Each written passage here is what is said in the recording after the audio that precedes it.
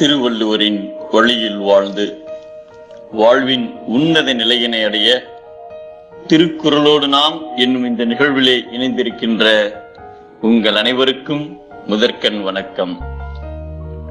குறள் எண் 295, அதிகாரம் வாய்மை.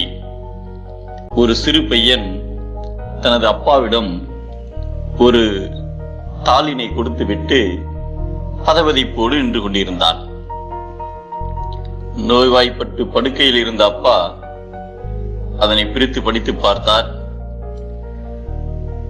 அச்சிறுவனுக்கு தெரியும், அதிலே தான் தன் அண்ணனோடு சேர்ந்து அப்பாவிடமே திருடியதையும், தனது நண்பர்களோடு சேர்ந்து மாமிசம் உண்டதையும், அதைவிட ஒரு வேசின் வீட்டிற்குள்ளே சென்று வந்ததையும் எழுதியிருந்தான். அதை அவரது தந்தை பொறுமையாக படித்துக் கொண்டிருந்தார்.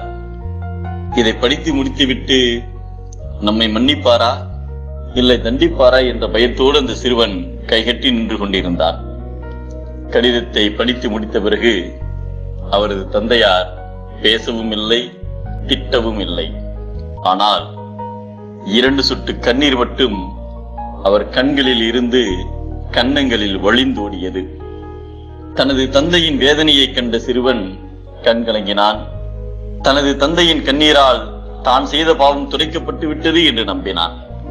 அச்சிறுவன் தான் செய்த குற்றத்தை அவரது தந்தை பார்க்கவில்லை என்று தெரிந்திருந்தாலும் கூட அதனை அவரிடம் மறைத்து நல்லவனைப் போல் நடந்து கொள்ளாத நேர்மைதான் மோகன்தாஸ் கரம்சந்த் காந்தியை ஒரு மகாத்மாவாக உருவாக்கியது. எவர் ஒருவர் தன் மனதில் உள்ள உண்மையை அப்படியே பேசி அதன்படி நடக்கிறாரோ அவர் தவத்தோடு தானம் செய்பவர்களை விட சிறந்தவர்கள் என்பதை மனத்தொடு வாய்மை மொழியின் தவத்தொடு தானம் செய்வாரின் தலை என்கிறார் நம் தெய்வ புலவர் திருவள்ளுவர். உடலும் உயிரும் ஒன்றானால் அது ஆத்மா. சிந்தனை சொல் செயல் ஒன்றானால் நாம் மகாத்மா.